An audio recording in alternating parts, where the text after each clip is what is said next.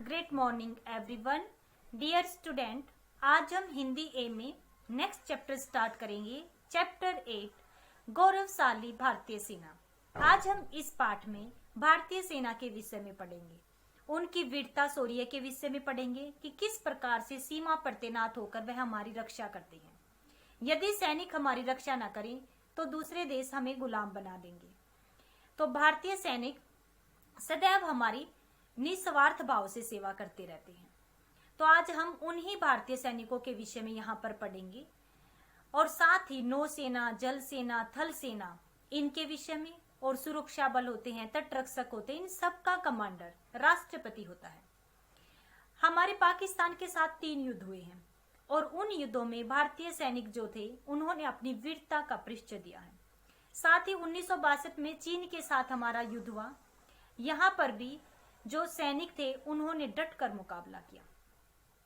तो हमारे जो भारतीय सैनिक हैं उनके अंदर साहस और वीरता के गुण होते हैं और वो निस्वार्थ भाव से हमारी सेवा करते हैं। हमें उन सैनिकों का सम्मान करना चाहिए। तो आइए देखिए, हम भारतीय सैनिकों के विषय में यहाँ पर उनकी जो विशेषताएं हैं उनके विषय में यहाँ पर पढ़ते हैं। तो आइए सभी बच्चे मेरे साथ जुड़िए, देखिए।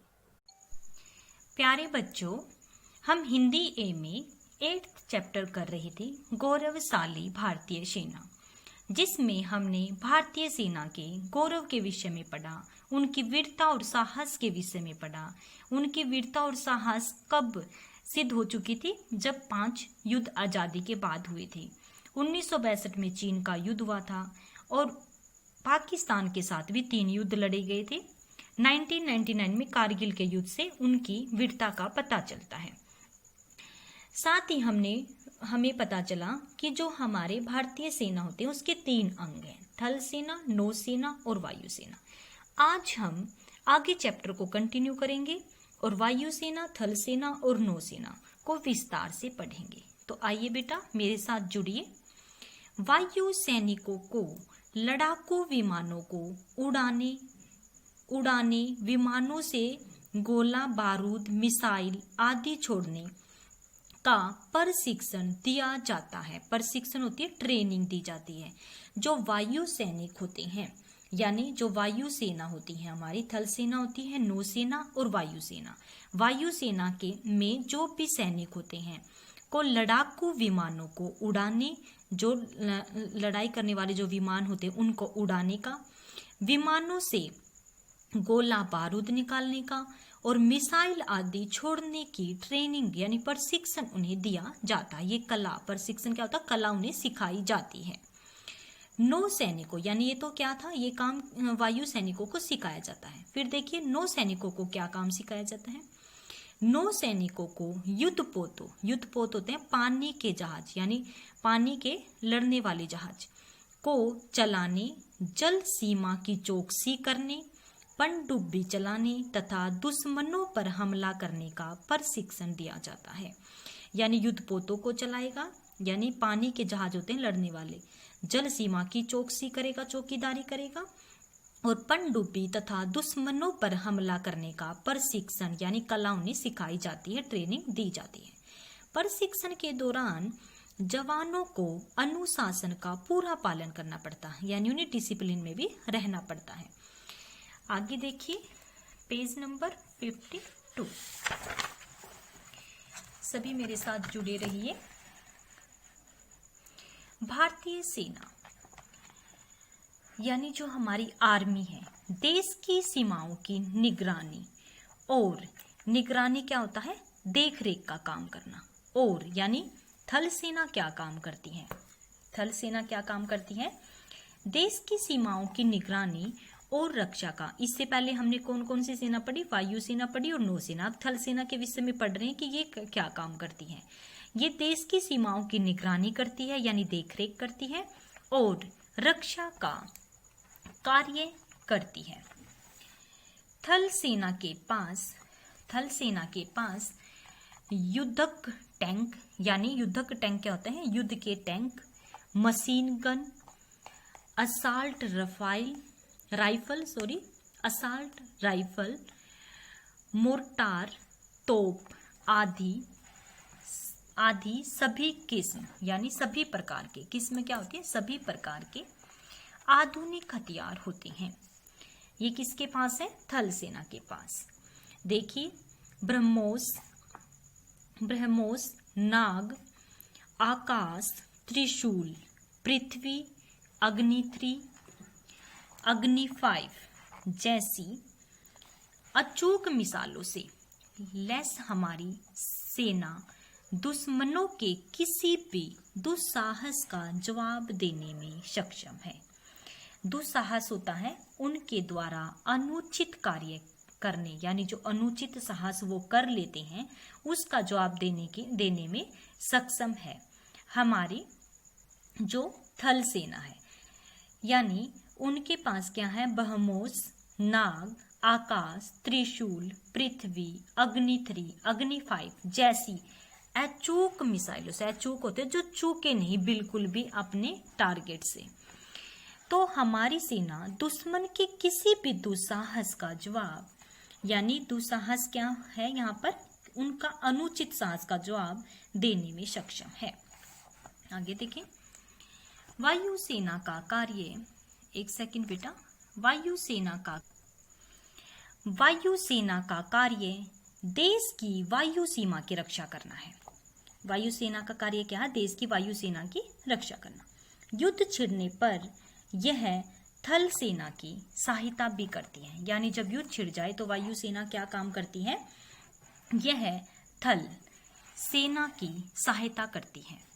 हमारी वायुसेना के पास अत्याधुनिक रडार, अत्याधुनिक होता है बिल्कुल नए रडार और फाइटर प्लेन है, यानी नए नए रडार हैं, अत्याधुनिक हैं, बहुत अधिक आधुनिक हैं, नए हैं, रडार हैं और फाइटर प्लेन है। आगे देखें, MiG-21 है, MiG-27 है, MiG-29, Rafale, Tejas, Sukhoi, super Hercules, Boeing C-17, C-17, Jaguar, देखिए और क्या क्या है, मिराज है 2000, यानी मिराज 2000 जैसे लड़ाकू विमानों से लैस हमारी वायुसेना दुनिया में सर्वश्रेष्ठ है। सर्वश्रेष्ठ में सबसे बढ़िया है, हमारी जो वायुसेना है वह दुनिया में सबसे बढ़िया है। आगे देखें, भारत की नौसेना भी काफी उन्नत है। उन्नत का मीनिंग्स क्या है, काफी ऊंची उठी हुई है, काफी ऊंचा वजूद है। इसका काम भारत की समुद्री सीमा की रक्षा करना है। भारतीय नौसेना में कई आधुनिक पनडुब्बियां व युद्धपोत हैं। NS निर्भीक आई, देखिए क्या क्या है, NS निर्भीक है, आई है, उसके बाद देखिए NS गोदावरी है, INS विक्रांत जैसे पोतों व परमाणु पनडुब्बियों से लैस नौसेना देश के स्तरों पर पैनी नजर रखती है। आगे देखें, भारतीय सेना समय समय पर युद्धाभ्यास करती है, अपने युद्ध का अभ्यास करती रहती है। ये अभ्यास कभी कभी दूसरे देश की सेनाओं के साथ मिलकर भी किए जाते हैं।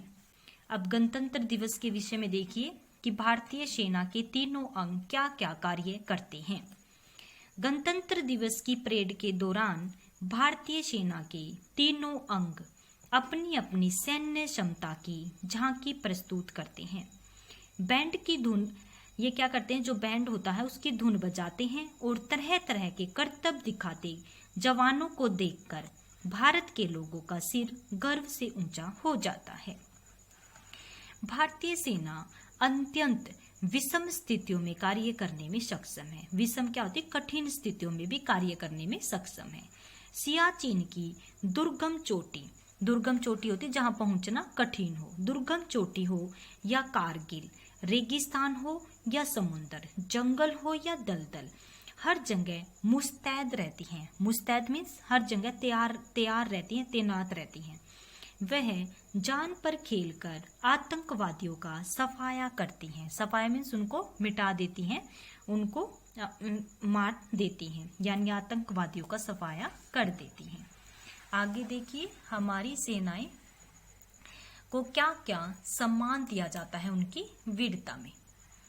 देखें बेटा सभी, भारत सरकार युद्ध के दौरान सर्वोच्च वीरता दिखाने वाले सैनिक को, यानी जो सर्वोच्च वीरता का प्रदर्शन करता है, उन सैनिकों को परमवीर चक्र से सम्मानित करती है। कौन सा चक्र दिया जाता? परमवीर चक्र। और कौन कौन से चक्र हैं देखिए, अशोक चक्र, महावीर चक्र, कीर्ति चक्र, शौर्य चक्र तथा सैन्य मेडल से, यानी और भी सैन्य मेडल से सम्मानित करके वीर सैनिकों का मान बढ़ाया जाता है।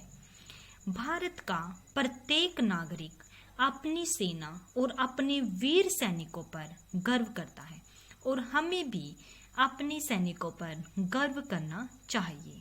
वह अपनी जान खेलकर हमें सुरक्षित रखते हैं, हमारी सीमा को सुरक्षित रखते हैं, देश को सुरक्षित रखते हैं। तो हमें उन पर गर्व करना चाहिए, उन्हें सल्यूट करना चाहिए। तो आज ये चैप्टर कंप्लीट हो चुका है। आप इसे 2 टाइम रीड कीजिएगा। धन्यवाद। तो प्यारे बच्चों, आज हमने इस चैप्टर में भारतीय सैनिकों के विषय में पढ़ा। भारतीय सैनिक किस प्रकार से हमारी रक्षा करते हैं। जब दूसरा देश हम पर आक्रमण करता है तो ये अपनी जान की बाजी तक लगा देते हैं। हमारे जो भारतीय सैनिक हैं उनकी संख्या 15 लाख के करीब है और यह संख्या चीन के बाद दूसरे नंबर पर है। हमारे सैनिकों के पास सुसज्जित हथियार हैं और जैसे कि जो सैनिक बनने के लिए, जैसे कि आर्मी है, चीफ जस्टिस है, बनने के लिए अलग अलग तरह की परीक्षाएं और ट्रेनिंग उन्हें दी जाती है, यानी प्रशिक्षण यानी कला उन्हें दी जाती है। जो भारतीय सैनिक होते हैं उन्होंने हमेशा ही अपनी कला का अच्छा प्रदर्शन किया है और हमेशा ही भारत का सिर ऊंचा किया है। तो हम इनको सम्मान के रूप में परमवीर चक्र, अशोक चक्र, इन्हें परमवीर चक्र, अशोक चक्र और शौर्य चक्र इन्हें प्रदान किए जाते हैं। तो हमें इन पर गर्व करना चाहिए और भारतीय सैनिकों का सम्मान करना चाहिए। तो आज ये चैप्टर कंप्लीट हो चुका है बेटा। तो आप इस चैप्टर को 2 टाइम रीड कीजिएगा। धन्यवाद।